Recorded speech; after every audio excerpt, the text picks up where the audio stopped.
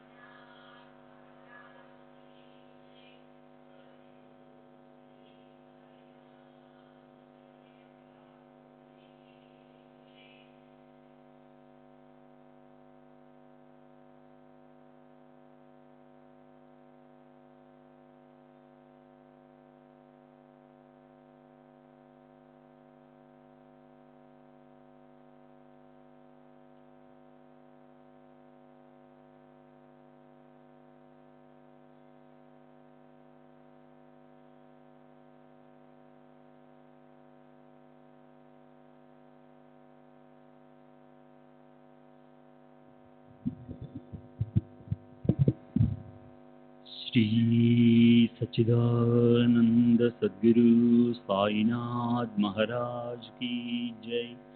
सद्गुरु श्री साईनाथ शरद बाबू जी की जय।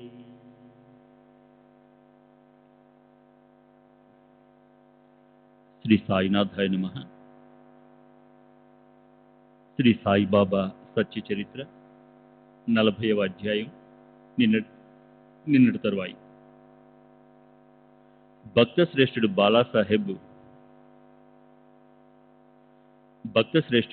బాలాసాహెబ్ దేవుకి బాబా చరణాల్లో ప్రగాఢమైన శ్రద్ధ ఉండేది. అతని తల్లి అందరికీ శుభం జరగాలని సతతము వ్రతాలను చేస్తుండేది. ఆమె చేతితో ఎన్నో వ్రతాలు జరిగాయి. కానీ వాటన్నిటినీ యథావిధిగా సంపూర్ణం చేయగల వాటి ఉద్యాపన మిగిలిపోయింది. వ్రతంలో చెప్పబడిన సంఖ్య పూర్తయిన తర్వాత దానికి ఉద్యాపన చేయవలసి ఉంటుంది, లేకపోతే పుణ్యం కలుగదు. ఆ వ్రతాలు కూడా అది లేకపోతే అసంపూర్ణంగానే ఉండిపోతాయి.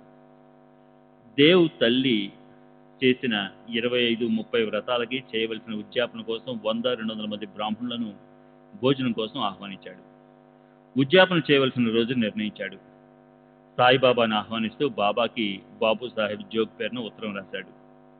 చూడండి, మీరు రాకపోతే ఉద్యాపన పూర్తి కాదు కనుక నా ఈ ప్రార్థనను అంగీకరించి ఈ దీనుణ్ణి ధన్యుణ్ణి చేయండి. నేనేమో ప్రభుత్వ ఉద్యోగిని, కడుపు కోసం ఈ చాకరీ చేస్తున్నాను. అందులోనే నాకు వీలైనంత వరకు పరమార్థాన్ని సాధించుకోవాలని చూస్తాను. ఇది మీకు తెలుసు. దహనం నుంచి షిరిడీకి అంత దూరం రాగల శక్తి నాకు లేదు. అయినా మీరు నా ఈ ఆహ్వానాన్ని స్వీకరిస్తారని నాకెంతో ఆశగా ఉంది. ఈ ప్రకారంగా దేవు రాసిన ఉత్తరాన్ని బాపు సాహెబ్ జోగ్ పూర్తిగా బాబాకి చదివి వినిపించి ఇలా అన్నాడు. దేవు చేయబోయే ఈ కార్యాన్ని మీరు నిర్విఘ్నంగా జరిపించండి. బాబా శుద్ధభావంతో ఉన్న దేవు నుంచి వచ్చిన ఈ ఆహ్వానాన్ని విని ఇలా అన్నారు. నన్ను స్మరించే వారిని నేను కూడా సదా స్మరిస్తాను. నాకు బళ్ళు, గుర్రాలు, విమానాలు, రైళ్లు అవసరం లేదు. నన్ను ప్రేమతో పిలిచే వారి ఎదుట నేను వెంటనే ప్రకటమవుతాను. ఇంకెవరినైనా తీసుకుని నువ్వు, నేను మొత్తం ముగ్గురం కలిసి వెళ్దాం. అలా అని అతనికి సమాధానం రాయి. ఆ ఉత్తరం రాసిన వాడికి అంటే బాలాసాహెబ్ దేవ్కి ఆనందం కలుగుతుంది. బాబా చెప్పిందంతా జోగ్ దేవుకి తెలియజేశాడు. బాబా ఎన్నడూ అబద్ధం చెప్పరు కనుక ఆ మాటలకు దేవు ఎంతో సంతోషించాడు. బాబా తప్పకుండా వస్తారని దేవుకు పూర్తిగా నమ్మకం కలిగింది. కానీ అది ప్రత్యక్షంగా అనుభవంలోకి వచ్చే రోజు ఆ రోజు సువర్ణాక్షరాలతో రాసుకోవాల్సిన రోజు. షిరిడి వదిలి బాబా 3 గ్రామాలకు మాత్రం వెళ్ళేవారు. అక్కడ కూడా ఆయన చాలా అరుదుగా కొద్దిసార్లు వెళ్ళారు అని కూడా దేవుకి నిశ్చయం కలిగింది. ఆయన ఎప్పుడూ షిరిడీలో ఉండేవారు. ఎప్పుడూ 6 నెలలకు ఒకసారి మనసు కనిపించినప్పుడు రహతాకి వెళ్ళేవారు. ఒక్కోసారి రూయి, నీమ్గాంవ్కి వెళ్ళేవారు. ఇవి తప్ప ఆయన ఎప్పుడూ షిరిడీలోనే ఉండేవారు. ఈ 3 గ్రామాలను దాటి ఆయన ఎన్నడూ ఎక్కడికి వెళ్ళేవారు కాదు. మరి ఇక్కడ ఇంత దూరం దహనుకి ఆయన ఎలా వస్తారు? కానీ ఆయన శ్రీ విష్ణు అవతారం. ఇష్టమైతే మనసు కనిపిస్తే ఎక్కడికైనా వెళ్ళగలరు. ఆయన రాకపోకలు లోకరీతి లేదా ఆచారం మాత్రమే. అంతే. నిజానికి ఆయన లోపల బయట అన్ని చోట్ల పరిపూర్ణంగా వ్యాపించున్నారు. ఆయన షిరిడి నుంచి ఇక్కడికి రావడం, ఇక్కడి నుంచి షిరిడికి తిరిగి వెళ్ళడం, ఈ 2 ఆకాశానికి కూడా తెలియదు. ఆయన పూర్తిగా లోపల బయట వ్యాపించి ఉన్నారు. బాబా చలన వలనాలు తెలుసుకోవడం కష్టం. స్థావర జంగమ వస్తువులన్నింటిలో ఆయన నిండిపోయి ఉన్నారు. ఆయన రాకపోకలు ఎవరికీ తెలియవు. ఎటు వెళ్ళాలనిపిస్తే అక్కడ ఆయన ప్రకటమవుతారు. సరే, ఇంతకుముందు సుమారు 1 నెల రోజుల ముందు ఒక సన్యాసి డహను రైల్వే స్టేషన్లో తన పని కోసం స్టేషన్ మాస్టర్ దగ్గరికి వచ్చాడు. అతను గోశాల ప్రచారకుడు, అలాగే ఓ గోశాల సంస్థకి సేవకుడు. సంస్థ యొక్క ఆర్థిక పరిస్థితిని చక్కబరచడం కోసం విరాళాలు అడగడానికి వచ్చాడు. స్టేషన్ మాస్టర్ అతనికి ఒక ఉపాయం చెప్పారు. మీరు గ్రామంలోకి వెళ్ళండి, అక్కడ మీకు మంచి ఏర్పాట్లు జరుగుతాయి. అక్కడ తహసీల్దార్ ఉన్నాడు. అతని ముందు మీ విన్నపాన్ని పెట్టండి. అప్పుడు షావుకారులు వస్తారు, మీ పనికి సాయం చేస్తారు. ఒక తహసీల్దార్ని మీ పక్కన పెట్టుకుంటే వెంటనే ధార్మిక కార్యం కోసం విరాళాలు పోగవుతాయి. మీరు ప్రశాంతంగా అక్కడికి పొండి అని మాస్టర్ చెప్పినప్పుడే బయట గుర్రాలు చప్పుడు వినిపించింది. తహసీల్దార్ కూడా అక్కడికి వచ్చాడు. అతను బండిలోంచి దిగి స్టేషన్ మాస్టర్ని కలవడానికి అతని గదిలోకి వచ్చాడు. అప్పుడు ఆ స్టేషన్ మాస్టర్ సన్యాసి అన్నాడు, తహసీల్దారు ఇక్కడికే వచ్చాడు. ఇప్పుడు మీకేం కావాలో చెప్పండి. మీ అదృష్టం వల్ల అతను మిమ్మల్ని అప్రయత్నంగా కలిశాడు. దానికి సన్యాసి తహసీల్దార్తో తన మనసులోని విషయం చెప్పాడు. వాళ్ళిద్దరూ గది బయటకు వచ్చి ఒక పెట్టు మీద కూర్చున్నారు. సన్యాసి ఇలా విన్నపం చేసుకోసాగాడు. ఈ కార్యం గట్టెక్కాలి. గోరక్షణ ధర్మ కార్యం. మీ చేతగాక నాలాంటి పరాయి వాడి వల్ల అసలు కాస్తైనా అవుతుందా? మీరు తాలూకా అధికారి, నేనేమో బికారిని. గోవులకి ఉపవాసాన్ని దూరం చేయడానికి లోకంలో గడపకి తిరుగుతున్నాను. మీరు ఒక్క మాట అన్నారంటే నా పని చటుక్కున అయిపోతుంది. మీకు గోమాత ఆశీస్సు లభించి మీ కీర్తి నిశ్చయంగా పెరుగుతుంది. సన్యాసి విన్నపాన్ని విని దేవ్ అతనికి ఏం సమాధానం ఇచ్చాడో వినండి. గ్రామంలో పెద్ద షావుకారు రావు సాహెబ్ నరోత్తం సేటు హృదయంలో కష్టాలు పడే వారి పట్ల ఎంతో దయ. అతను ఎంతో కష్టపడి ప్రయత్నిస్తాడు. ప్రస్తుతం అతను ఒక పని కోసం విరాళాలు పోగు చేస్తున్నాడు. అందులో మీకోసం విరాళాలు ఇవ్వడం ఎలా కుదురుతుంది? ఈ సమయం మీకు అంత అనుకూలంగా లేదు. మీ పనిని తర్వాత చూద్దాం. 2-3 నెలలు పోయాక మళ్ళీ రండి. అప్పుడు ఏదైనా చేద్దాం. ఈరోజు అంత యోగ్యంగా లేదు. సరే, అప్పుడు ఆ సన్యాసి అక్కడి నుంచి వెళ్ళిపోయాడు. అది జరిగి 1 నెల అయి ఉంటుందేమో. అప్పుడు మళ్ళీ అతనే ఒక గుర్రబండిలో కూర్చుని డహను తిరిగి వచ్చాడు. దేవ్ ఇంటి ఎదురుగా పరాంచెపి అనే ఒక ప్లేట్ రైలు ఉంది. అక్కడ గుర్రబండి ఆపుకుని దిగుతూ కనిపించాడు ఆ సన్యాసి. దేవ్ మనసుకు సందేహం కలిగి తన కొడుకుతో ఇలా అన్నాడు, ఇది వరకు వచ్చిన సన్యాసి ఇతనేనా? విరాళాల కోసం ముందుగానే వచ్చేసాడేంటి? పూర్తిగా నిలర్న కాలేదు. అతను ఎందుకు వచ్చాడు ఇప్పుడు? ఇంతవరకు చెప్పిన విషయం మర్చిపోయాడా ఏంటి? దేవ్ సంశయానికి మూల కారణం అదేంటి? సన్యాసి గుర్రబండిని అక్కడే వదిలేశాడు. కొద్దిసేపు గడిచాక దేవు ఇంటికి వచ్చి అతను ఏమన్నాడో చూడండి. అప్పుడు సమయం 10 గంటలు. దేవు హడావుడి చూసి అతను ఇలా అన్నాడు, నాకు డబ్బుకు తొందర లేదు, నేను డబ్బు కోసం రాలేదు, ఈరోజు మాకు భోజనం కావాలి. అందుకు దేవు, తప్పక రండి, చాలా సంతోషం, ఈ ఇల్లు మీదే అనుకోండి అన్నాడు. ఇంతలోనే సన్యాసి, నా వెంట 2 పిల్లలు ఉన్నారు మరి అన్నారు. అందుకు దేవు, మరీ మంచిది అన్నాడు. భోజనానికి ఆలస్యం అవుతుందేమోనని దేవు సన్యాసిని అడిగాడు, మీరెక్కడ బస చేశారు, నేను మీకు కబురు ఎక్కడ పంపాలి? అందుకు సన్యాసి, అంత అవసరం ఏముంది, నన్ను ఎప్పుడు రమ్మంటారో చెప్పండి, ఇక్కడ ఎన్ని గంటలు కొనమంటే అప్పుడు వస్తానన్నాడు. అప్పుడు దేవు ఇలా చెప్పాడు, మంచిది, పిల్లల్ని వెంట పెట్టుకుని 12 గంటలు అవగానే వచ్చి భోజనం చేయండి. శ్రీ సచ్చిదానంద సద్గురు సాయినాథ్ మహారాజ్ కీ జై. సద్గురు శ్రీ సాయినాథుని శరద్ బాబూజీ కీ జై.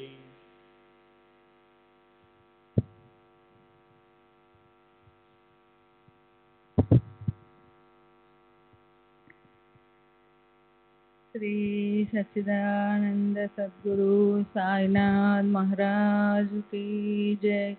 సద్గురు శ్రీ సాయినాథుని శరత్ బాబూజీ కీ జై.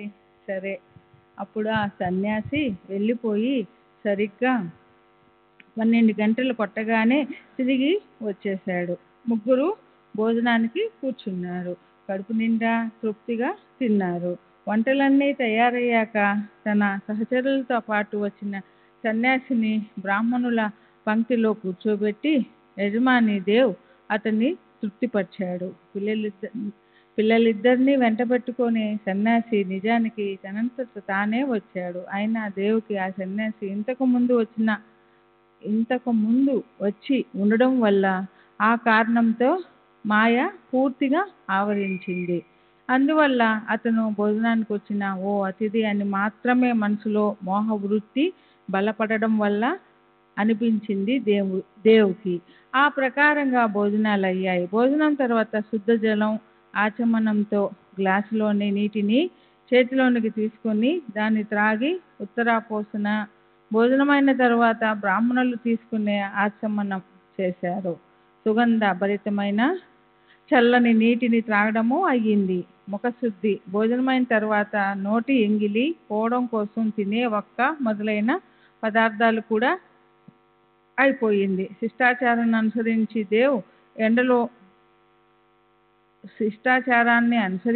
దేవు ఎల్లలు దాటిన సంతోష సౌరభాలతో ఆనందపూర్వకంగా గౌరవ పురస్కారంగా అందరికీ గంధము, పూలు, తాంబూలము, అత్తరు, పన్నీరు ఇచ్చాడు.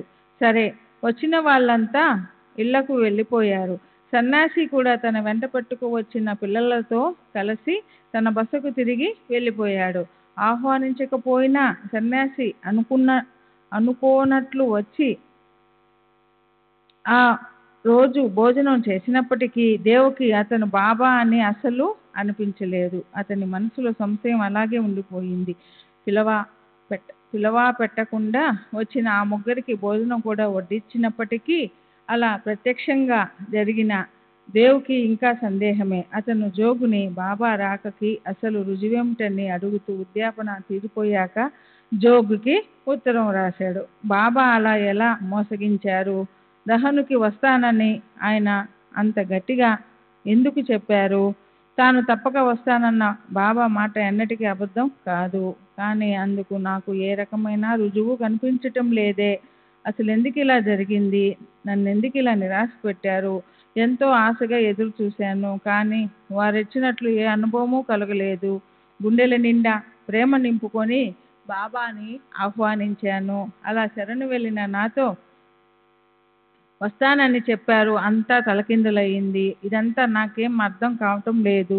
పరతంత్రం వల్ల నేను షిరిడీకి రాలేనని ఈ ఉత్తరం రాశాను. అయినా తాము దహనుకి వస్తానని విని నేను అదృష్టవంతుణ్ణి అనుకున్నాను. అది వినగానే ఆయన ఏదో ఒక మిషతో ఏదో ఒక రూపంతో ఇక్కడకు వస్తారని అనిపించింది. కానీ అలా ఏమీ జరగలేదు. అందుకు నాకెంతో ఆశ్చర్యం కలుగుతుంది. జోగు ఈ వృత్తాంతమంతా సాయికి నివేదించాడు. అప్పుడు బాబా ఆశ్చర్యచకితులై నా ముందు ఉత్తరం తెరిస్తే ఉత్తరం చదవక ముందే మనసులో ఉన్న ఆలోచన ప్రత్యక్షంగా ఎదుట నిలబడుతుంది. నేను తప్పక వస్తానని చెప్పిన నా మాటలతో మోసగించానని అతను అంటున్నాడు. తీరా అక్కడికి వెళ్ళాక అతను నన్ను గుర్తుపట్టలేదని అతనితో చెప్పు. అలాంటప్పుడు నన్ను పిలవడం ఎందుకు? లౌకిక దృష్ట్యా ఇక్కడ నుంచి నేను కదలలేదు, కానీ ఉద్యాపన భోజనం తిని వచ్చాను. ఇద్దరితో కలిసి వస్తానని చెప్పాను. అలాగే ఇద్దరిని వెంటబెట్టుకొని మరీ వెళ్ళాను. భోజనానికి ఇంకా సమయం ఉంది కనుక నేనొక్కడిని సావకాశంగా ముందే వచ్చాను. నీవు నా సన్యాస వేషాన్ని గుర్తుపట్టలేకపోయావు. ఈ రకంగా మొదట నేనొచ్చాను. అనుకోకుండా వచ్చిన నన్ను చూసి నేను డబ్బు అడగడానికి వచ్చానని నీ మనసుకి భయం కలగలేదు. నీ సంశయాన్ని నేను పోగొట్టలేదు. ఇద్దరిని తీసుకొని కేవలం భోజనం కోసమే వచ్చానని చెప్పి భోజన సమయానికి ఇద్దరితో పాటు వచ్చి తినలేదు. చూడు, నేను ఇచ్చిన మాట కోసం నేను ప్రాణాన్నైనా ఇస్తాను, కానీ నా నోటిలోని మాటలు ఎప్పటికీ అబద్ధం కావని అతనితో చెప్పు అని సాయినాథులు అనగానే జోగుకి పట్టరానంత ఆనందం కలిగింది. బాబా ఇచ్చిన మాట ఎన్నటికీ అబద్ధం కాదన్న విషయం అందరికీ అనుభవమే. తరువాత జోగు సవిస్తారంగా ఓ లేఖ వ్రాసి ఎంతో ఆనందంతో ఈ విషయాన్ని దేవుకి తెలియచెప్పాడు. దేవు ఆ ఉత్తరం చదవగానే అతని కనుపాపల మాటు నుంచి ఉబికిన అశ్రువులు చెక్కిళ్లను తడిపాయి. సాయిబాబాని నేను అనవసరంగా దూషించాను, నిజంగా సిగ్గుచేటు అని మనసులో అతనెంతో పశ్చాత్తాపపడ్డాడు. బాబా మహిమ నిజంగా గొప్పది. నాకన్నీ తెలుసునన్న నా అహంకారం వ్యర్థం. కానీ సన్యాసే బాబా అయి ఉండవచ్చన్న ఆలోచన నాకు ఎందుకు కలగలేదో నాకు అర్థం కావటం లేదు. అసలు బాబాకి షిరిడీకి ఆహ్వానం పంపడానికి ముందే ఆ సన్యాసి ఇక్కడికి వచ్చాడు. అది కూడా అతని పని మీదే. అతను నన్ను కలవడంలో ఉద్దేశం విరాళాలు పోగు చేయడం కోసమే. అతనికి కొంత వ్యవధి ఇచ్చి 2-3 నెలల తర్వాత తిరిగి రమ్మని చెప్పాను. ఆ సన్యాసే మళ్ళీ వచ్చి భోజనం పెట్టమంటే అతను బాబానే అయి ఉంటాడని నా మనసుకు ఎలా తెలుస్తుంది? కానీ బాబా ఓ మాట మాత్రం అన్నారు. భోజనం కోసం వచ్చేటప్పుడు తమతో పాటు మరి ఇద్దరు వస్తారని. అది నాకు గుర్తే లేదు. బాబాని ఆహ్వానించిన తర్వాత ఒకవేళ ఆ సన్యాసిని మొదటిసారి కలిసి ఉంటే, అదైనా కేవలం భోజనం కోసమే అయి ఉంటే అప్పుడు నా దృష్టి తికమక పడేది. కానీ అతను అంతకుముందు గో రక్షణ నిమిత్తం, గో పోషణ కోసం డబ్బు పోగు చేయడానికి వచ్చాడు. సాయిబాబాని ఉద్యాపనానికి ఆహ్వానించినది ఆ తర్వాతే కనుక అలా మాయలో పడిపోయాను. దానివల్లే ఇదంతా జరిగింది. ఇద్దరితో కలిసి వచ్చి భోజనం చేసిన తర్వాత కూడా ఆ సన్యాసి నాకు భోజనానికి వచ్చిన వాడిలాగే కనిపించాడు. ఇది వరకు పరిచయం లేని వాళ్ళెవరైనా ఇద్దరితో కలిసి భోజన సమయంలో అకస్మాత్తుగా వచ్చి ఉంటే ఖచ్చితంగా అది సాయియే అనిపించేది నాకు. కానీ ఈ మహాత్ముల పద్ధతి ఇలాగే ఉంటుంది. వాళ్ళ చేతలు ఆశ్చర్యకారకం. వాళ్ళు అసంభవమైన లీలలను చేస్తారు. భక్తుల ఇళ్లల్లో జరగబోయే కార్యాలకు కావలసిన ఏర్పాట్లను వాళ్ళు స్వయంగా మొదలే చేసి పెడతారు. అనన్యంగా వాళ్ళ చరణాలలో ఆసక్తులైతే భక్తుల కార్యసిద్ధి అలాగే హఠాత్తుగా అయిపోతుంది. మహాత్ముల పనులు మన ఊహకి అందవు.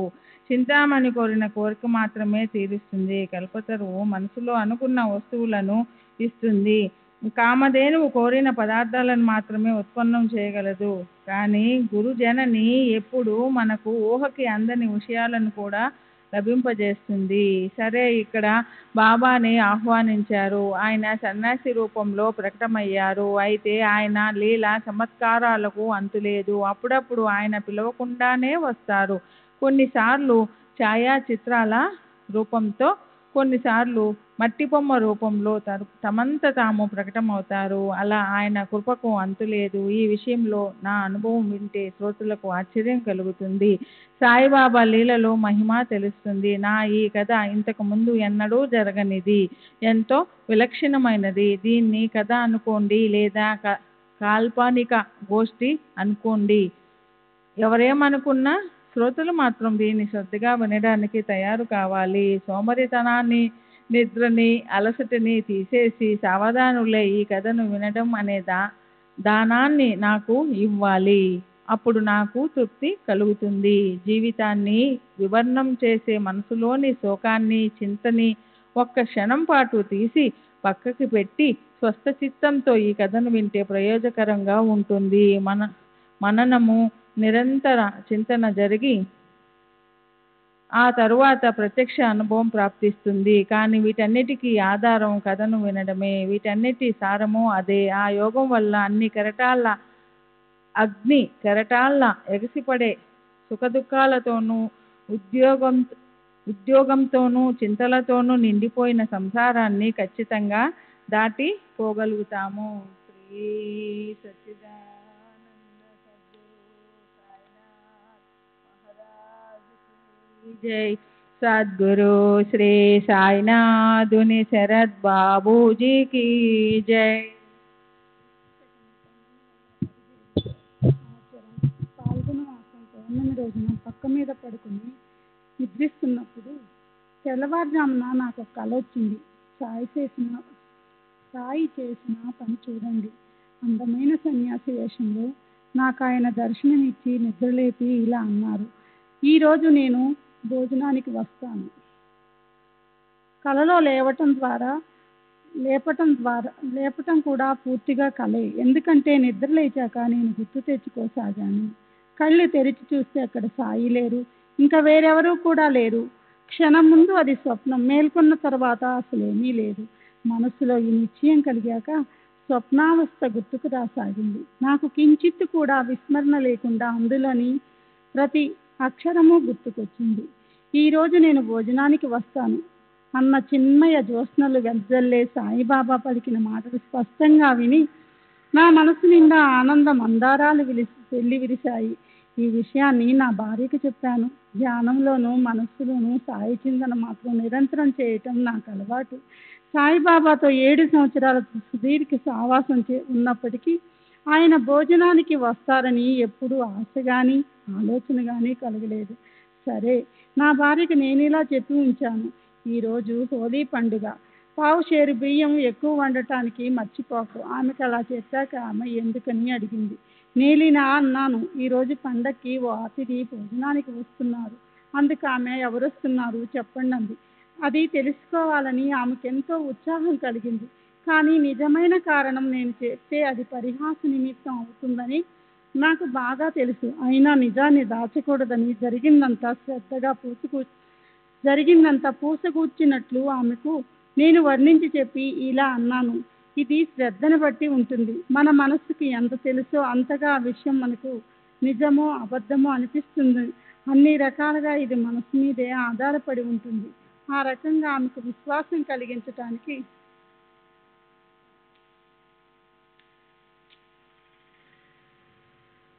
నేను ఎంతగా ప్రయత్నించినప్పటికీ ఆమె మనసుకి అది పట్టుకోలేదు. ఆమె ఇలా అంది, షిరిడి నుంచి బాబా ఇంత దూరం మన దగ్గరికి ఎలా వస్తారు? మన భోజనం అనగా మనం ఎంత, మన హోలీ పండుగ అనగా ఎంత? షిరిడీలోని రుచికరమైన పదార్థాలను వదిలి ఇక్కడ నికృష్ణ అన్నాన్ని ఆయన తింటారా? ఆమె మాటలు విని నేను అన్నాను, పావుషేరు బియ్యం ఎక్కువ వండటంలో కష్టమేముంది? పావుషేరు బియ్యం వండితే నీకేమన్నా నష్టమా? అతిథిగా ప్రత్యక్షంగా సాయే వస్తారని నీతో నేను కూడా అనటం లేదు. కానీ ఎవరో ఒకరు వస్తారని మాత్రం నాకు ఖచ్చితంగా అనిపిస్తోంది. మరి నీ మనస్సులో ఎలా అన్నా అనుకో, నేను మాత్రం వారిని సాయి అనే అనుకుంటాను. అంతెందుకు, నేను వారిని మరెవరో కాదు, ప్రత్యక్షంగా సాయి అనే అనుకుంటాం. నా స్వప్నం తప్పక నిజమవుతుంది. సరే, మేము అలా మాట్లాడుకుంటున్నాం. ఆ రోజు మధ్యాహ్న సమయంలో యథావిధిగా హోలీ పూజ పూర్తయ్యాక భోజనానికి పళ్ళాలు పెట్టారు.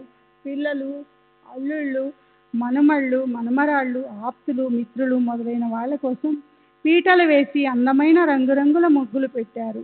అందులో మధ్య భాగంలో ఒక పీట వేసి మిగిలిన వాటిని అలాగే సాయిబాబా కోసం ఒక పళ్ళెంలో వడ్డించారు. పళ్ళెం చుట్టూరా రంగురంగుల ముగ్గులు వేశారు. ప్రతి భోక్తకి చెంబు, పంచపాత్ర, ఉద్దరణ పెట్టారు. అందరికీ ఒకేలా పెట్టారు. అప్పడాలు, వడియాలు, వడపప్పు, నోరూరించే ఊరగాయలు, పెరుగు పచ్చడి వడ్డించారు. అనేక రకాల కూరలు, పాయసం వడ్డించారు. వడ్డించటం పూర్తయింది. సమయం 12 అవ్వటం చూసి భోజనం చేసేవారు మడి ధార్మిక కార్యాలు లేదా భోజన సమయంలో శుద్ధతను పాటించడానికి వేరుగా పెట్టబడిన పట్టు వస్త్రం కట్టుకొని ఒక్కొక్కరు పీటల మీద కూర్చున్నారు. అయినా కూడా బయట నుంచి ఎవ్వరూ రాలేదు. పళ్ళాల ముందు అందరూ వచ్చి కూర్చున్నారు. అన్నం, రొట్టెలు, పప్పు వడ్డించారు. మధ్య భాగం ఖాళీగా ఉన్న పళ్ళెం తప్ప అక్కడ ఏ లోటు లేదు. ఎవరో అతిథి వస్తారని అంతా ఎదురు చూస్తున్నారు. ఎంతసేపని ఎదురు చూస్తాం అని చివరికి నా మనసుకు సందేహం వచ్చి తలుపు గడియ వేశాను. వెంటనే అన్నశుద్ధి. భోజన ప్రారంభంలో అన్నశుద్ధి అని అన్నం, పప్పు మీద ఒక చెంచాడు నెయ్యి వడ్డిస్తారు. అనేక రకాల అన్నార్పణ సమయం అయింది. ఇప్పుడు ప్రాణాయ స్వాహ, అపానాయ స్వాహ అని పంచ ప్రాణాలను ఆహుతి ఇస్తున్నప్పుడు మెట్ల మీద చప్పుడైంది. ఎవరో రావు సాహెబ్ ఎక్కడున్నారు అని అడిగారు. భోజనం కోసం పీటల మీద కూర్చున్న వాళ్ళు స్వస్థంగా కూర్చుండిపోయారు. దాన్ని ఆపేశారు. నేను అలాగే తలుపు దగ్గరికి వెళ్ళాను. ఎవరో వచ్చారని నెమ్మదిగా తలుపు గడియ తీశాను. అప్పుడు మెట్ల మీద ఇద్దరు వ్యక్తులు కనిపించారు. అందులో ఒకరు ఆలీ మహమ్మద్, రెండవ వ్యక్తి సంత్ మౌలానా శిష్యుడు ఇస్ము ముజావర్. ఇద్దరు ఎంతో ఆనందంగా ఉన్నారు. పళ్ళెంలోని అన్నీ వడ్డించి భోజనం చేయడానికి అందరూ సిద్ధంగా ఉండటం చూసి ఆలీ ఇలా విన్నపం చేశారు. ఇబ్బంది కలిగించినందుకు నన్ను క్షమించండి. మా గురించి మీరు భోజనం ముందు నుంచి లేచి వచ్చినట్లున్నారు. భోజనానికి కూర్చున్న వారంతా తినటం ఆపేసి మీకోసం ఎదురు చూస్తున్నారు. శ్రీ సచ్చిదానంద సద్గురు సాయినాథ్ మహారాజ్ కీ జై. సద్గురు శ్రీ సాయినాథ్ శరత్ బాబూజీ కీ జై. మీరు మీ వస్తువులు తీసుకోండి. తీరిక దొరికినప్పుడు నేను మిమ్మల్ని మళ్ళీ కలుస్తాను. ఈ విషయం గురించి ఆశ్చర్యకరమైన ఓ అద్భుతాన్ని ఉన్నదున్నట్లు మీకు వివరిస్తాను. అలా అని చంకలోంచి ఓ పొట్లం తీసి ఎదురుగా ఉన్న టేబుల్ మీద పెట్టి అలీ దాన్ని విప్పాడు. దాన్ని చుట్టి ఉన్న వార్తాపత్రికను విప్పగానే వెంటనే సాయి బొమ్మ అందులో కనిపించింది. అతను ఇలా అన్నాడు, ఈ వస్తువును మీరు ఉంచండి. నా విన్నపాన్ని మన్నించండి. సాయి మూర్తిని చూడగానే నా శరీరం గగుర్పొచ్చింది. అందులోని బాబా చరణాలపై నేను తలపెట్టాను. ప్రేమానందాంతి రేఖంతో నా కంఠం పూడుకుపోయింది. నాకెంతో చమత్కారం అనిపించింది. అనురాగ ఇంద్రజాలాన్ని మనసుపై ప్రసరింపచేసే సాయి చేసిన ఈ లీల ఎంత అద్భుతం. అలా ఈ లీలను చూపి ఆయన నన్ను పవిత్రం చేశారు. నా మనసులో గొప్ప జిజ్ఞాస ఉత్పన్నమైంది. అలీ ఈ మూర్తిని ఎక్కడి నుండి తీసుకొచ్చాడు? అలీ ఇలా చెప్పాడు, ఒక దుకాణంలోంచి కొని అతను దీన్ని తీసుకొచ్చాట. తరువాత వాళ్ళిద్దరూ ఒక్క క్షణం కూడా నిలబడకుండా ఇలా అన్నారు, మేము ఇప్పుడు వెళ్ళిపోతాం. మీరు ప్రశాంతంగా భోజనం చేయండి. ఈ విషయానికి కారణం ఇప్పుడు చెప్తే భోజనానికి అంతరాయం కలుగుతుంది కనుక నేను అదంతా సావకాశంగా తర్వాత చెప్తాను. అతని మాటలు నాకు కూడా యోగ్యంగా అనిపించాయి. బొమ్మ వచ్చిందన్న హర్షంతోనే ఉండిపోయాను. వాళ్ళిద్దరికీ కృతజ్ఞతలు చెప్పి నేను ఇలా అన్నాను, మంచిది, మీరిక వెళ్ళిరండి. మేము కూడా ఈ బొమ్మ ఇక్కడికి ఇప్పుడే రావడానికి కారణాన్ని తర్వాత చెప్తాము. సరే. తరువాత వాళ్ళిద్దరూ వెళ్ళిపోయాక ఇది వరకు సాయి కోసం నిర్దేశింపబడిన మధ్య భాగంలో పెట్టబడిన పీట మీద ఆ బొమ్మను పెట్టాను. అందరూ ఎంతో సంతోషించారు. హృదయ వీణా తంత్రుల్ని మీటి సంతోష సంగీతాన్ని వెలువరించే సాయిబాబా లీల తర్కానికి అందనిది. ఆయనే ఈ బొమ్మని నిమిత్తంగా చేసుకుని వచ్చి కలలో తాము ఇచ్చిన మాటను నిజం చేశారు. ఒకవేళ వస్తే ఎవరో అతిథి వచ్చి పంక్తిలో భోజనం చేయడానికి కూర్చుంటారు అన్నదే ఇంట్లో వాళ్ళు అనుకున్న మాట. వాళ్ళు ఈ బొమ్మ రావడం చూసి ఎంతగానో ఆశ్చర్యపోయారు. బొమ్మలోని బాబా చిన్మయ కాంతుల అందమైన రూపాన్ని చూసి అందరికీ ఎంతో ఆనందం కలిగింది. కోరకుండానే ఇదంతా ఎలా జరిగిందని అందరూ ముక్కు మీద వేలేసుకున్నారు. సరే, ఈ ప్రకారంగా బొమ్మను పీటపై పెట్టాక విధిపూర్వకంగా అర్ఘ్య పాద్యాది పూజ చేసి భక్తి ప్రేమలతో నైవేద్యం సమర్పించి అప్పుడు అందరూ భోజనం చేయడం ప్రారంభించారు. ఆ రోజు నుంచి ఇప్పటి వరకు ప్రతి హోలీ పండుగ రోజున ఈ మూర్తికి అష్టోపచార పూజలను నియమంగా చేస్తూనే ఉన్నాం. అలాగే పూజలోని ఇతర దేవతలతో పాటు దీన్ని కూడా ప్రతిరోజు పూజిస్తుంటాం. అలా అపూర్వ లీలలను సాయిబాబా తమ భక్తులకు అడుగడుగునా చూపిస్తూ ఉంటారు. తరువాత వీళ్ళిద్దరినీ ఈరోజు కలుద్దాం, రేపు కలుద్దాం అనుకుంటూ 9 సంవత్సరాలు గడిచిపోయాయి. కానీ ఎక్కడా కనిపించలేదు. చివరికి అదృష్టవశాత్తు ఈ సంవత్సరం నేను రోడ్డు మీద అలా నడుస్తూ పోతున్నప్పుడు అలీ మహమ్మద్ కలిశాడు. కలవగానే బొమ్మ గురించి అడగాలని నాకు కుతూహలం కలిగింది. ఇలా అన్నాను, ఇన్ని సంవత్సరాలు నువ్వేమీ మాట్లాడలేదేమిటి? ఇదివరకు లాగానే ఇప్పుడు కూడా అనుకోకుండా కలిశాం. సహజంగా కాలం కలిసొచ్చింది. ఈ బొమ్మ గురించి పూర్తిగా నాకు చెప్పు. మీరు కూడా శ్రీ సాయి భక్తులు. ఇది నాకు బాగా తెలుసు. కానీ ఆ రోజే సరాసరి మా ఇంటికే రావాలని మీకెందుకు అనిపించింది? దానికి అలీ మహమ్మద్ ఇలా అన్నాడు, అప్పటి నుంచి ఇప్పటి వరకు జరిగినదంతా మీకు చెప్తాను వినండి. సాయి లీల ఎంత అపూర్వమో ఆశ్చర్యకారకమో చూడండి. ఈ లీలకు అర్థమేమిటో, బాబా చేసిన ఈ పనికి కారణమేమిటో, భక్తి మర్మమేమిటో సాయిబాబాకే తెలియాలి. మనం ఎంతో శ్రేయస్కరమైన ఈ లీలలను చెవులతో వినాలి, నోటితో చెప్పుకోవాలి. సరే, ఇప్పుడు తరువాతి భాగాన్ని రాబోయే అధ్యాయంలో సవిస్తరంగా వివరించి చెబుతాను. శ్రోతలకు ఆనందం కలుగుతుంది. సాయి చరిత్ర ఖచ్చితంగా ఫలదాయకమైనది. ఎవరినీ ద్వేషించని సాయి సదా ఆనందంతో పరిపూర్ణులై ఉంటారు. వారిని సదా అఖండంగా భజిస్తే మనకు సుఖము సంతృప్తి కలుగుతాయి. మనసు వాసనారహితమవుతుంది. చాతక పక్షి తన కోసం మేఘాలను ప్రార్థిస్తుంది, కానీ మేఘం సకల సృష్టికి ఉండే దాహాన్ని తీరుస్తుంది. బాలాసాహెబ్ దేవ్ బాబాని ఆహ్వానించినట్లు బాబా కూడా భక్తులను పిలుస్తారు. భక్తుల పంక్తిలో శ్రోతలు కూడా కూర్చుంటారు. ఉద్యాపన కథను విని సాయి సాన్నిధ్యంలోని ఆనందాన్ని భుజించి తృప్తితో ప్రేమిస్తారు. సాయిబాబా పిలవకుండానే ఎలా వస్తారో, మట్టి మూర్తి రూపంలో ఎలా ప్రకటమవుతారో, తమ దాసులను తమకు ఎలా కృతజ్ఞులుగా చేసుకుంటారో, అడుగడుగునా ఎలా మేలుకొల్పుతారో దీన్నంతా భక్తులు అనుభవిస్తారు. హేమాడ్ పంత్ సాయికి శరణు వచ్చాడు. రాబోయే కథలో ఇదే చెప్పబడుతుంది. సాయి తమకు తాము యథేచ్ఛగా నిరూపించి ఈ వృత్తాంతాన్ని పూర్తి చేశారు. శరణన్న వారిని కరుణిస్తానని ఆయన ప్రతిజ్ఞ చేశారు. కనుక హేమాడ్ పంత్ సాయి పాదాలను కౌగిలించుకుంటాడు. సాయి కూడా అతన్ని తిప్పి పంపరు. సర్వులకి శుభమస్తు. ఈ ప్రకారంగా సత్పురుషులు సజ్జనులు ప్రేరణ కలిగించిన భక్త హేమాడ్ పంత్ రచించిన శ్రీ సాయి సమర్థుల సత్య చరిత్రలోని ఉద్యాపన కథా కథనమనే పేరుగల 45వ అధ్యాయం ముగిసింది. శ్రీ సద్గురు సాయినాథార్పణమస్తు. శుభం భవతు. శ్రీ సచిదానంద సద్గురు సాయినాథ్ మహారాజ్ की जय.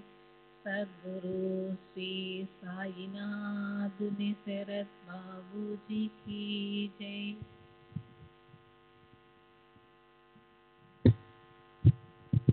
అధ్యాయం సాయి కృపానుగ్రహ సాధన. శ్రీ గణేశాయ నమః. శ్రీ గణేశునికి నమస్కారం. శ్రీ సరస్వతీదేవికి నమస్కారం. శ్రీ గురు మహారాజుకి నమస్కారం. శ్రీ కుల దేవతకి నమస్కారం. శ్రీ సీతారామచంద్రులకు నమస్కారం. శ్రీ సద్గురు సాయినాథునికి నమస్కారం. సాయిబాబా కథల్లోని మహిమ ఏమిటంటే, శ్రోతలు గడిచిన కథానుసంధాన్ని లక్ష్యంలో పెట్టుకుని వినడానికి ఎంతో దక్షులుగా ఉంటారు. కనుక వాటిని వినమని వారికి ఎలాంటి ఉత్తేజాన్ని కలగజేయనవసరం లేదు. కథామృత సారాలను త్రాగడానికి శ్రోతలే సావధానులై ఉన్న చోట శ్రద్ధను పెట్టమని ప్రార్థించవలసిన అవసరమేముంటుంది?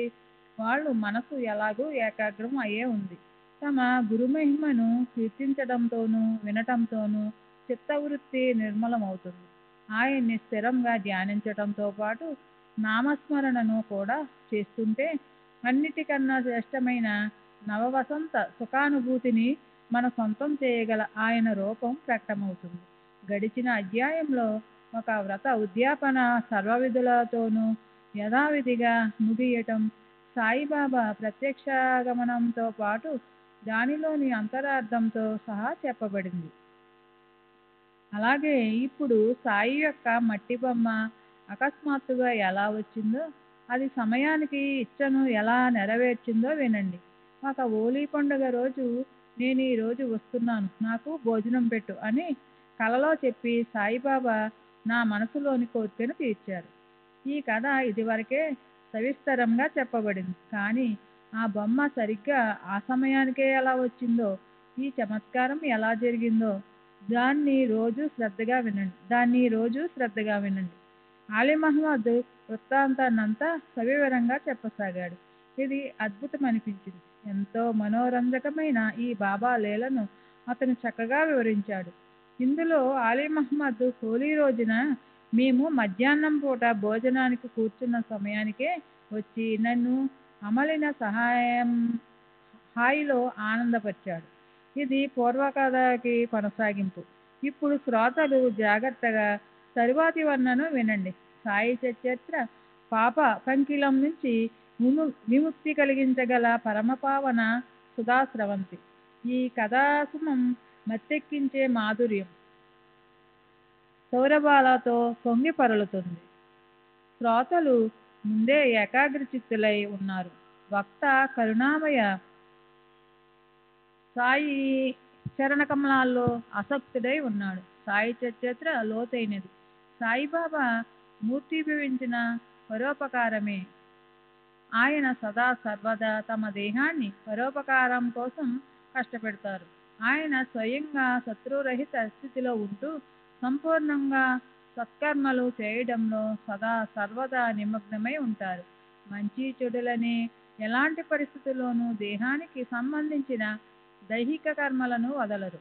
మనసుని ప్రేమాతిరేకంతో గురుచరణాల్లో పెడితే అప్పుడు తమ భక్తుల యోగక్షేమాన్ని ఏమాత్రం విసుగు లేకుండా గురువు నడిపిస్తారు. దాన్ని గురుచరణాల్లో ప్రేమతో పెట్టి అత్యుత్తమ అనుభవాన్ని పొందచూడండి. ఇలాంటి స్థితి కావాలన్నా దొరకదు, కానీ అది గురుభజన చేయటం వల్ల ప్రాప్తిస్తుంది. గొప్ప ప్రయత్నంతో కూడా లభించనిది గురు కృపామృత బలంతో నడిచొస్తుంది. అహంకారంతో చట్టాపట్టాలేసుకుని సూక్ష్మ దృష్టితో ఆయన్ని పరీక్షించాలని వచ్చిన వారు కూడా తమ అభిమానాన్ని వదిలేసి అమృత జల్లులు తిలకరించి ఆయన దర్శనము సుఖంలో సంతుష్టులై తిరుగుముఖం పట్టారు. భగవంతుని ఐశ్వర్యాన్ని, యశస్సు, శ్రీ ఔదర్య, జ్ఞానం, శాంతి, వైరాగ్యం అనే 6 లక్షణాలతో శ్రీ విష్ణువులాగా శ్రీ సాయి కూడా సంపూర్ణంగా ఉన్నారు. ఆహా, మన అదృష్టం ఎంత గొప్పది! దానివల్ల విశ్వానికి చైతన్యం ఇచ్చే, అంటే సాక్షాత్తు పరమేశ్వరుడైన సాయి అర్చన, పూజ, భజనలు చేయకుండానే మనకు దర్శనమిచ్చారు. దేవుడు భక్తి వద్దే ఉంటాడంటారు జనులు. మన వద్ద అసలు భక్తి సౌరభ్యమే లేదు. కానీ సాయి చాలా గొప్పవారు. దీనుల పట్ల ఆయన వాత్సల్యం, పసిడి కాంతుల కారుణ్యంతో ఉంటారు. సరే, దీనికి సంబంధించిన కథను ఆలీ మహమ్మదే చెప్తాడు. శ్రోతలు దీన్ని పూర్తిగా వింటే వారికి సాయి కమనీయ లీల ఎంత కఠినమో, ఆయన ఎంత అపార శక్తిమంతులో తెలుస్తుంది. ఓ రోజు ముంబాయిలో ఓ వీధిలో మీద వెళ్తున్నప్పుడు నాకు ముద్దులకే అందమైన చిత్రాలను, బొమ్మలను అమ్మే ఓ వ్యాపారి కనిపించాడు. సత్పురుషులు, మహాత్ములు ఆలయాల అందమైన చిత్రాలు చూడగానే అవి ఏ మహాత్ములకు చెందినవో చూడాలని అనిపించింది. అందుకని వాటిని విడివిడిగా చూస్తున్నప్పుడు ఈ సాయి బొమ్మ నాకెంతో నచ్చింది. అక్కడున్న వాటన్నింటికన్నా మిన్నగా అది కాంతి జలపాతాలు వర్షిస్తూ సమ్మోహనకరంగా ఉంది. నా ఆరాధ్య దైవం కూడా అదే. అసలే మనసులో సాయి మీద ఉప్పొంగే ప్రేమ. అందులోనూ ఆయన మూర్తిని కూడా నా ఎదుట స్పష్టంగా చూసి అది కొనాలని నా మనసు ఉవ్విళ్ళూరింది. దాని వెల చెల్లించాను. అప్పుడు ఆ బొమ్మని ఇంటికి తెచ్చి దాన్ని గోడకు తగిలించాను. బాబాపై నాకు ఎంతో ప్రేమ ఉండడం వల్ల ప్రతిరోజు నేను ఆనందంతో ఆయన్ని దర్శించుకునేవాడిని. నేను నీకు ఈ బొమ్మను తెచ్చివ్వడానికి 3 నెలల ముందు నా ఆరోగ్యం బాగాలేకపోవడం వల్ల నేను నా బావమరిది దగ్గర వాళ్ళ ఇంట్లో ఉన్నాను. నా బావమరిది పేరు నూర్ మహమ్మద్ పీర్బాయ్. నా కాలు వాపు వల్ల నాకు శస్త్రచికిత్స జరిగింది.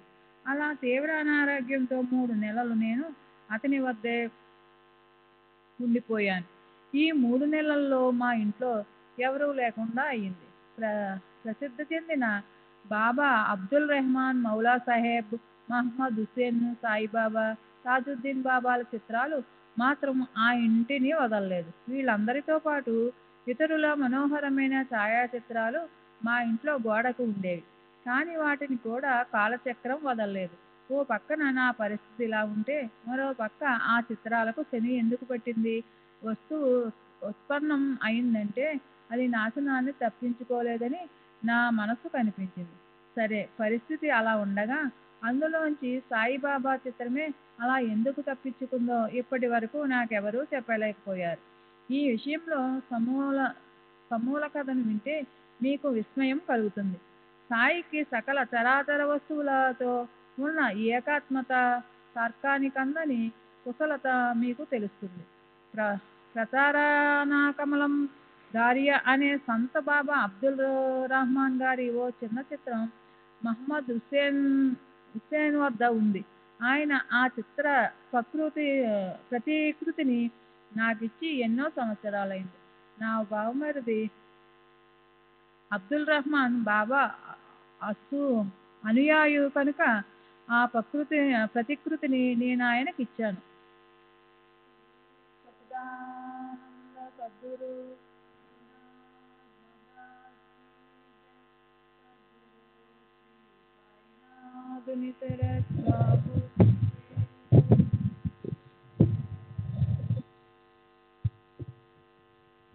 అది అతని వద్దే అతని టేబుల్ చెరువులో అలా 8 సంవత్సరాలు పడి ఉంది.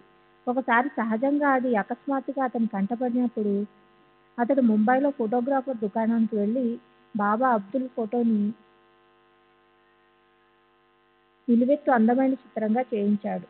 దాన్ని అబ్దుల్ బాబాకి సమర్పిస్తే ఆయన సంతోషిస్తారని అతని మనసులో కోరిక చెలరేగింది. ఆ నిలువెత్తు చిత్రానికి మరిన్ని కాపీలు తీయించి వాటిని అతను తన మిత్రులకు పంచాడు. వాటిల్లో ఒక కాపీ నాకు ఇచ్చాడు.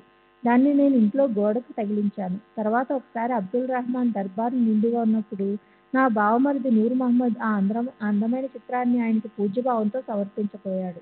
ఆ చిత్రాన్ని చూడగానే అతని కోరికను తెలుసుకున్న అబ్దుల్ రహమాన్ ఎంతో కోపంతో మండిపడి అతన్ని కొట్టడానికి లేచారు. అతన్ని అవమానించి అక్కడి నుంచి వెళ్ళగొట్టారు. దాంతో నూర్ మహమ్మద్ మనసును విషాదం అలుముకుంది. అతన్ని విచారపు కారుచీకటి ఆవరించింది. ఆ తర్వాత ఎంతో దీనంగా, ఉదాసీనంగా, నిరాశ నిండిన మనసుతో డబ్బుకి డబ్బు పోయింది, గురుకృప కూడా గాలికి ఎగిరిపోయింది. ఇప్పటి వరకు గురుకృపను సంపాదించాను, కానీ ఇప్పుడు ఆయనకి కోపం తెప్పించాను అని భీతియుక్త అంతఃకరణతో ఆ చిత్రాలను నీటిలో పడేయడం మొదలుపెట్టాడు. ఇక ఈ మహాత్ముల చిత్రపటాలు ఇంట్లో ఎంత మాత్రం ఉంచకూడదు. వీటి వల్లే నేను గురు ప్రేమను కోల్పోయాను. ఊరికే ఈ అనవసరమైన పనులు చేయటం ఎందుకు? ఈ చిత్రాల వల్ల నా గురువు కోపగించారు. నాకు అన్ని రకాలుగా నష్టం కలిగింది. వాటితో నాకు ప్రయోజనం ఏమిటి? ఇది కూడా ఒకలాంటి విగ్రహారాధనే. అది నా గురువుకు నచ్చదు. ఆయనకి కోపం కలిగించే ఈ బొమ్మల్ని నేను ఎందుకు పెట్టుకోవాలి? ఈ చిత్రాల కోసం చాలా డబ్బు ఖర్చయింది. కానీ వీటిని ఇప్పుడు నీళ్ళలో వదలడం తప్ప మరో మార్గం లేదు. తర్వాత మా బావమరిది ఆ చిత్రాన్ని ఎవరడిగినా ఇవ్వకుండా తాను స్వయంగా నీళ్లలో పడేయడానికి రేవుకి వెళ్ళిపోయాడు. అతడు అపోలో రేవుకి వెళ్ళి బాడుగకు నావను తీసుకుని పోగలిగినంత దూరం లోపలికి వెళ్ళిపోయి ఆ చిత్రాన్ని సాగర గర్భంలో ముంచేశాడు. అప్పుడు అతను అంతటితో ఆగక బాంద్రాకి వచ్చి అక్కడ అదే పని మొదలుపెట్టాడు. మిత్రులకి, ఆప్తులకి అందరికీ విన్నవించి తానిచ్చిన ఫోటోలను తిరిగి తీసుకున్నాడు. వారితో ఇలా అన్నాడు: అబ్దుల్ బాబా కోపగించారు. మీ దగ్గరున్న ఫోటోలు నాకు తిరిగి ఇచ్చేయండి. ఆ ఫోటోలని నీళ్లలో వేసేయాలి. నా దగ్గర నుంచి కూడా తానిచ్చిన కాపీ తీసుకున్నాడు. నా సోదర సోదరీలకు ఇచ్చినవి కూడా హస్తగతం చేసుకున్నాడు. ఆ ప్రకారంగా మొత్తం 6 కాపీలను తీసేసుకున్నాడు. ఆ 6 చిత్రాలను తీసుకుని వాంద్రానగర్ సముద్ర తీరానికి కోపంగా వెళ్ళిపోయాడు. ఓ బెస్తవాడిని పిలిపించి ఆ చిత్రాలన్నింటినీ అతనికి ఇచ్చి సముద్ర జలంలో పారేయించాడు. నేను కూడా అప్పుడు అనారోగ్యంతో బాధపడుతూ అతని ఇంట్లో ఉన్నాను. నాకు కూడా అతను అదే ఉపదేశించాడు. ఈ పటాలతో కష్టాలు వస్తాయి. ఇవన్నీ చుట్టి వీటన్నిటినీ నువ్వు సముద్రంలో పడేసినప్పుడే నీ రోగం నిశ్చయంగా తగ్గిపోతుంది. అది విని నేను కూడా నా గుమస్తాను పిలిపించి అతని చేతికి నా ఇంటి తాళం చెవి ఇచ్చి మహాత్ముల చిత్రపటాలన్నింటినీ తెప్పించి నా బావమరిదికి ఆ పనిని అప్పగించాను. అతడు తన తోటమాలిని పిలిపించి వాటిని అతనితో వెంటనే చింబాయి దేవాలయం దగ్గర ఉన్న సముద్ర జలాల్లో పడేయించాడు. తర్వాత 2 నెలలు గడిచి నా ఆరోగ్యం కుదుటపడిన తర్వాత నేను మా ఇంటికి తిరిగి వెళ్ళినప్పుడు నాకెంతో ఆశ్చర్యం కలిగింది. నా కళ్ళను నేను నమ్మలేకపోయాను. నీకు నేను ఇచ్చిన చిత్రం మునుపట్లాగేనే తలుపుకి ఎదురుగా గోడకి అలాగే వేలాడుతుండడం చూసి నా మనసుకెంతో విస్మయం అనిపించింది. ఆ రోజు నాకు గుమస్తా చిత్రాలన్నీ తెచ్చాడు. మరి ఈ చిత్రపటం ఇక్కడ ఎలా ఉండిపోయింది? త్వరగా నేను దాన్ని తీసి అలమరాలో దాచిపెట్టాను. ఇది నా బావమరిది దృష్టిలో పడితే అతడు దీన్ని వెంటనే నీళ్లలో ముంచడానికి తీసుకుపోతాడన్న భయం కలిగింది నా మనసుకి. కానీ ఈ చిత్రపటాన్ని నేను మా ఇంట్లో పెట్టలేను. ఎందుకంటే దాన్ని ఒకవేళ నా బావమరిది చూస్తే అతడు స్వయంగా తీసుకెళ్లి నీళ్లపాలు చేస్తాడు. అలా అని దాన్ని ఎవరో భక్తులు కాని వారికి నిస్సందేహంగా ఇవ్వలేను. అది నాకు సమంజసం అనిపించలేదు. అలా బాగా ఆలోచించకుండా దాన్ని ఎవరికైనా ఇచ్చేస్తే దానికి చక్కగా పూజోపచారాలు జరగకపోతే మనసుకి నిరంతరం అస్వస్థత కలుగుతుంది అన్న చింత మనసును తొలిచేస్తూ ఎంతో కాలం అలా ఉండిపోయింది. దాన్ని సురక్షితంగా ఉంచే యోగ్యమైన ప్రదేశం చూడాలి. తమ ఇంట్లో దాన్ని చక్కగా పెట్టుకునే వారికి దాన్ని అప్పగించాలి అని మనసుకి విచారం పట్టుకున్నప్పుడు సాయిబాబా అనే మనసుకు చక్కని ఆలోచనలు స్ఫురింపజేశారు. ఇప్పుడు మౌలానా దర్బారుకు పోయి ఈ సంగతి ఇస్మూకి చెప్పాలని నేను తొందరగా పీర్ మౌలానా దర్బారుకు వెళ్ళాను. ముజాఫర్ ఇస్మూకి ఈ వృత్తాంతాన్ని ఏకాంతంలో ఎంతో ఆదరంతో చెప్పాను. మేమిద్దరం నీ దగ్గర మాత్రమే అది సురక్షితంగా ఉంటుందని నిర్ణయించుకున్నాం. ఆ రోజునే మేమిద్దరం మనసులో నిశ్చయించుకొని ఈ సాయి సముద్రుల చిత్రపటాన్ని మీ దగ్గరే ఉంచాలని, స్వయంగా మీకే అర్పించాలని, అప్పుడే అది సురక్షితమైన చోట్ల ఉంటుంది అని చేసుకున్న ఆ నిశ్చయాన్ని అనుసరించి ఆ మూర్తిని మేము మీకు ఆదరపూర్వకంగా ఇచ్చాం. ఆ రోజు మీరు భోజనం చేయబోతున్నారని నేను అలాగే తిరిగి వచ్చేశాను. ఈ సుదీర్ఘమైన కథను వినడానికి అప్పుడు మీకు సమయం లేదు. తర్వాత సావకాశంగా దాన్ని మీకు చెప్దామన్న ఆలోచన మనసులో పెట్టుకుని నేను తిరిగి వచ్చేశాను. ఇవాళ రేపు అనుకుంటూ 9 ఏళ్లు గడిచిపోయాక మనం ఈ రోజు ఒకరినొకరం కలుసుకోగలిగాం. అందువల్ల ఈ కథ అంతా గుర్తొచ్చింది. మీరు కూడా మీ వింత కలను చెప్పారు. ఈ అపూర్వ కథతో దీనికి సంబంధం కలిసింది. నిజంగా బాబా లీల అద్భుతం కదూ. సాయి తన ప్రేమిక భక్తులతో ప్రేమపూర్వకంగా ఎలా వ్యవహరిస్తారన్న దానికి సంబంధించిన మరో కథను ప్రశాంత చిత్తంతో వినండి. పారమార్థికంపై నిజమైన ప్రేమ ఉండే వారి మీద బాబాకి ఎంతో ప్రేమ. వారి ఇబ్బందులను తొలగించి ఆయన వారికి స్వానందాన్ని ప్రాప్తింపజేసేవారు. దీని గురించి బాళాసాహెబ్ దేవ్కి సంబంధించిన ఒక మధురమైన అనుభవం ఉంది. బాబా అతడు పట్టిన ఒక తపదాన్ని పూర్ణం చేసి అతని మనసులోని వాంఛితాన్ని నెరవేర్చారు. అతనిలోని భక్తిని తీవ్రతరం చేశారు. పగటిపూట ఉదర నిర్వహణ చేసుకోవడానికి ఉద్యోగం చేయడం తప్ప మరో గత్యంతరం లేదు. కానీ కనీసం రాత్రిపూటైనా పారమార్థిక సాధన చేద్దామంటే అందులో అవాంతరాలు ఎందుకు రావాలి? జ్ఞానేశ్వరిని ప్రతిరోజు చదవాలని అతనికి ఎన్ని రోజుల నుంచో మహా కోరిక. కానీ ఏదో ఒక అవాంతరం వచ్చి అతని చేత ఆ పని కాలేదు. భగవద్గీతను రోజు ఒక అధ్యాయం చొప్పున నియమంగా చదివినట్లు అలా జ్ఞానేశ్వర నియమం అవాంతరం లేకుండా అసలు అవటం జరగట్లేదు. ఇతర గ్రంథాలు చేతికి దొరికితే అవి చదవడం బాగానే జరిగేది. కానీ జ్ఞానేశ్వరుని నియమంగా చదవాలన్న కోరిక మాత్రం ఎందుకో గాని తీరలేదు. అప్పుడు ఒకసారి 3 నెలల పాటు సెలవు పెట్టి దేవ్ షిరిడీ వెళ్ళాడు. అక్కడి నుంచి పౌండ్లో ఉన్న తన ఇంట్లో హాయిగా విశ్రాంతి తీసుకోవడానికి వెళ్ళాడు. అక్కడ కూడా ఇతర పనులు అయ్యాయి. నియమంగా వేరే గ్రంథాలు చదివేశాడు. కానీ జ్ఞానేశ్వరి కోరిక మాత్రం తీరనే లేదు. దానికి ఇంకా సమయం వచ్చినట్లు లేదు. జ్ఞానేశ్వరి చేతిలోకి తీసుకోగానే ఏదో ఒక సందేహం మనసులో తలెత్తేది. దానివల్ల పఠనం పైనే జరిగేది. హృదయంలో ప్రేమ దిబ్బలు విరిగేవి కాదు. మనసులో తపనతో చేసుకున్న నిశ్చయం సిద్ధించేది కాదు. ప్రతిరోజు నియమంగా 5 ఓవీలు చదవడం కూడా పడేది కాదు. కనీసం 5 ఓవీలైనా ప్రతిరోజు చదవాలని మనసులో గట్టిగా నిశ్చయం చేసుకున్నాడు. కానీ అది కూడా అతను ఉల్లాసంతో నియమంగా చేయలేకపోయాడు. అందుకని సాయి ప్రేమతో చదువు అని చెప్తేనే ఏ గందరగోళం లేకుండా ఆ పని మొదలు పెట్టాలని నిశ్చయించుకున్నాడు. సాయి చరణాల్లో అచంచల విశ్వాసం ఉంది దేవ్కి. ఆయన ఆజ్ఞాపించినప్పుడే జ్ఞానేశ్వరి చదువుతాను అని ఊరుకున్నాడు దేవ్. శ్రీ సచ్చిదానంద సద్గురు సాయినాథ్ మహారాజ్ కీ జై. సద్గురు శ్రీ సాయినాథ్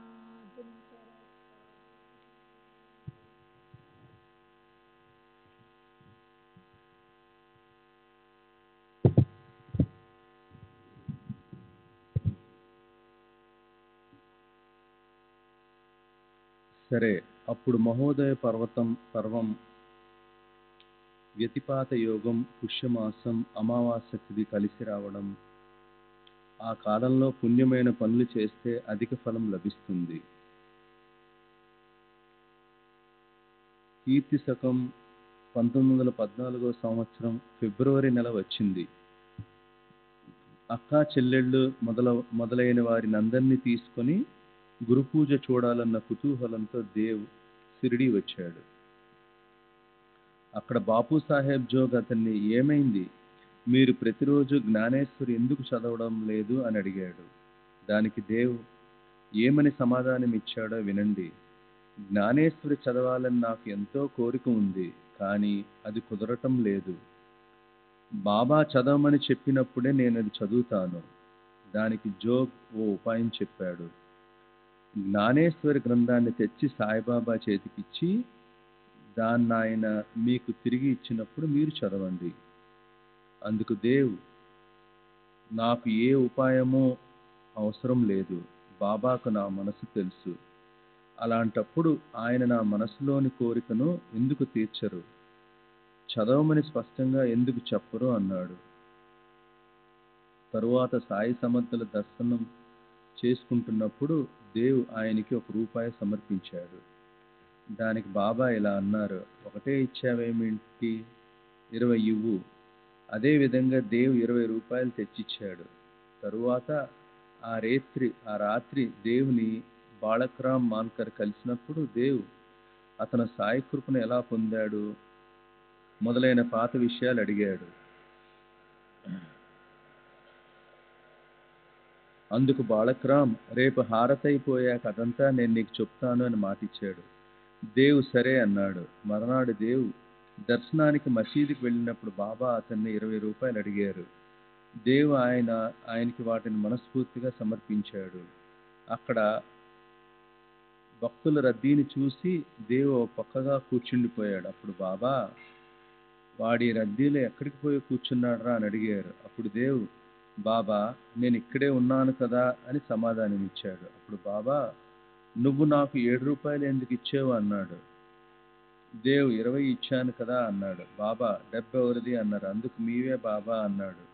తరువాత బాబా, మరి నువ్వు నాకు దూరంగా పారిపోయావెందుకు, రా ఇక్కడకు, ఇలా దగ్గరగా రా, హాయిగా నా దగ్గర కూర్చో అన్నారు.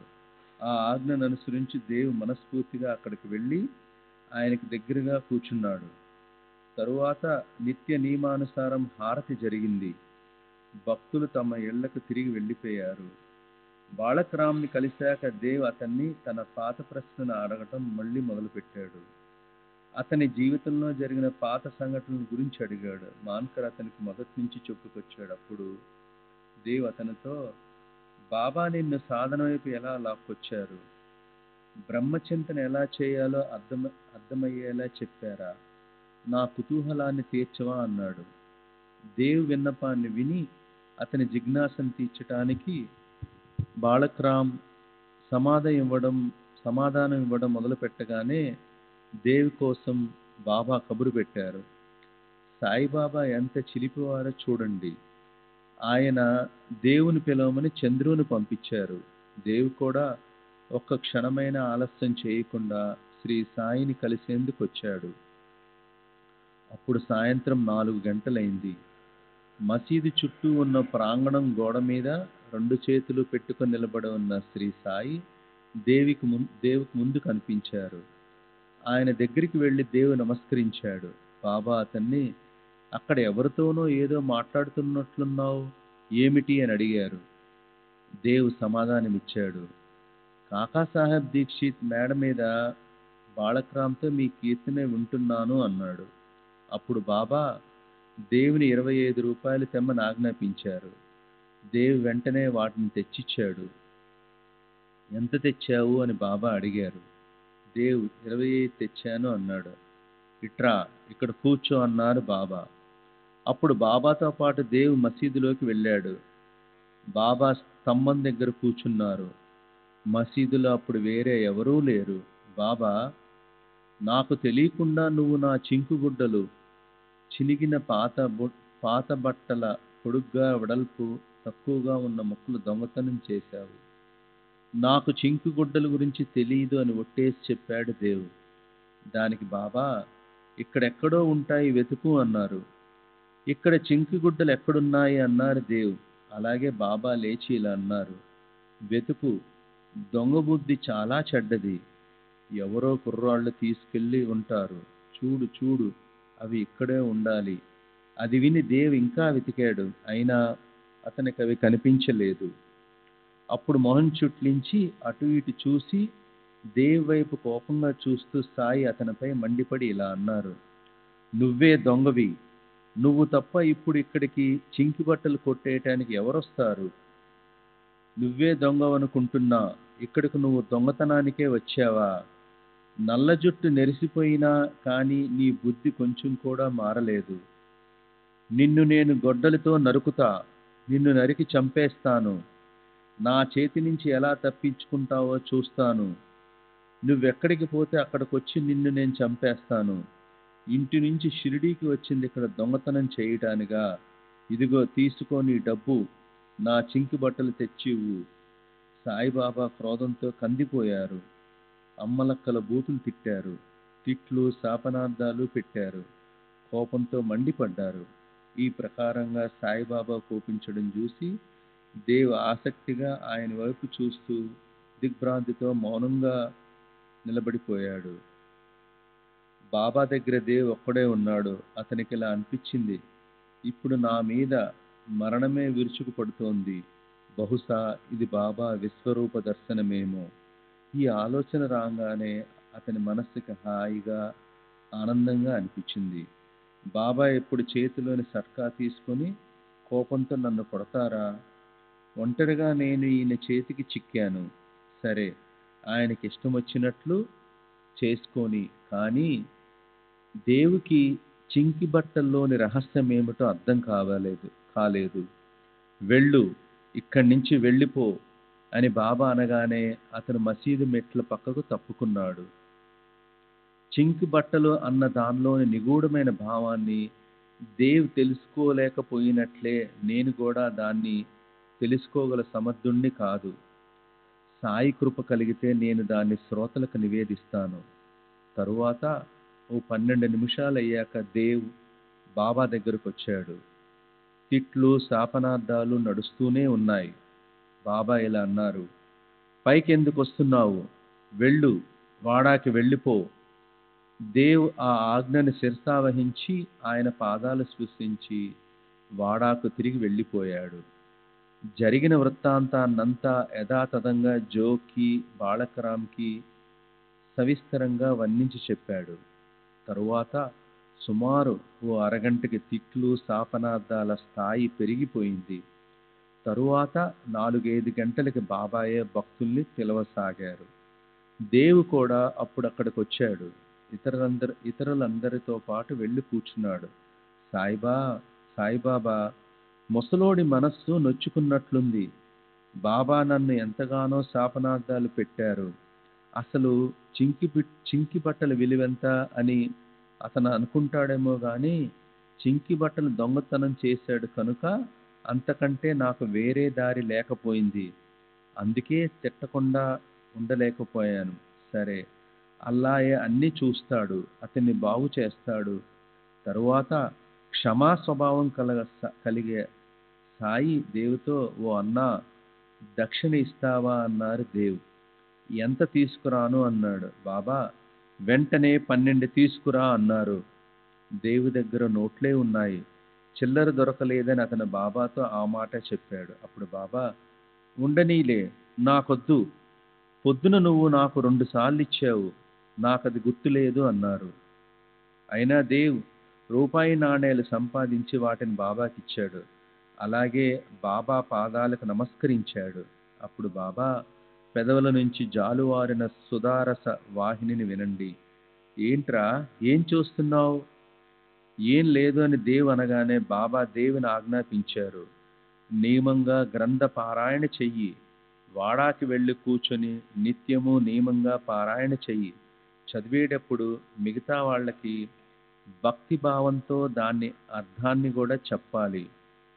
పట్టు జరీ సాలువాను నీకు ఇవ్వటానికి నేను కూర్చుని ఉండగా చింకి పీలికలను దొంగలించటానికి నువ్వెందుకు పోతున్నావు? దొంగతనం చేసే ఈ అలవాటు నీకెందుకురా? సరే, గ్రంథాన్ని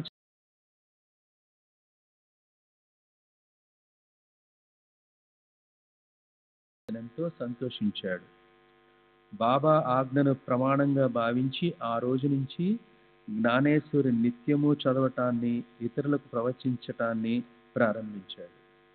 శ్రీ సచ్చిదానంద సద్గురు సాయినాథ్ మహారాజ్ की सद्गुरु श्री साईनाथ निसरद बाबू जी की जय।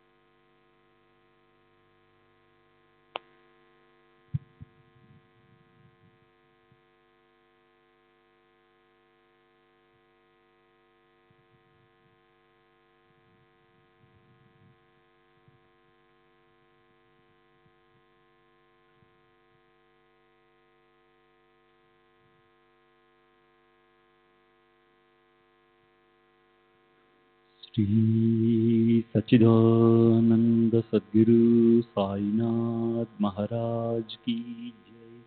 सद्गुरु श्री साईनाथ शरद बाबू जी की जय। साई रहम नजर करना, बच्चों का पालन करना। साई रहम नजर करना, बच्चों का पालन करना। जाना तुमने जगत पसारा, सब ही झूठ जमाना। जाना तुमने जगत पसारा, सब ही झूठ जमाना। साई रहम नजर करना, बच्चों का पालन करना। साई रहम नजर करना, बच्चों का पालन करना। मैं अंधा हूँ बंदा आपका, मुझसे पद दिखलाना। मैं अंधा हूँ बंदा आपका, मुझसे पद दिखलाना। साई रहम नजर करना, बच्चों का पालन करना। साई रहम नजर करना, बच्चों का पालन करना। दासगण कहे अब क्या बोलूं, थक गई मेरी रसना। दासगण कहे अब क्या बोलूं, थक गई मेरी रसना। साई रहम नजर करना, बच्चों का पालन करना।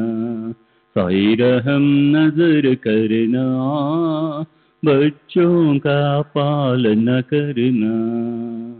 रहमो नजर करो अब मोरे साई, तुम बिना नहीं मुझे माँ बाप माई। रहमो नजर करो मैं अंधा हूँ बंदा तुम्हारा, मैं अंधा हूँ बंदा तुम्हारा, मैं ना जानू मैं ना जानू मैं ना जानू अल्लाह इलाही। रहमो नजर करो रहमो नजर करो अब मोरे साई, तुम बिना नहीं मुझे माँ बाप भाई। रहमो नजर करो काली जमाना मैंने गमाया, काली जमाना मैंने गमाया, साथी आखिर का साथी आखिर का साथी आखिर का तुम बिना कोई। रहमो नजर करो रहमो नजर करो अब मोरे साई, तुम बिना नहीं मुझे माँ बाप भाई। रहमो नजर करो अपने मस्जिद का झाड़ू गणु है, अपने मस्जिद का झाड़ू गणु है, मालिक हमारे मालिक हमारे मालिक हमारे तुम बाबा साई। रहमो नजर करो रहमो नजर करो अब मोरे साई, तुम बिना नहीं मुझे माँ बाप भाई। रहमो नजर करो। श्री सच्चिदानंद सद्गुरु साईनाथ महाराज की जय। सद्गुरु श्री साईनाथ धुनी शरद बाबू जी की जय।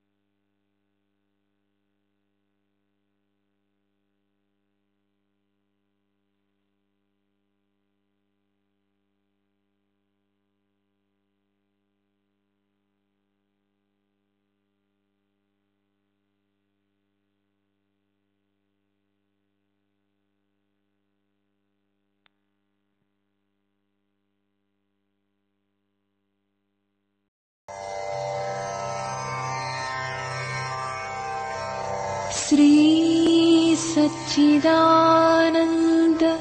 सद्गुरु साईनाथ महाराज की जय। सद्गुरु श्री साईनाथुनि शरद बाबू जी की जय।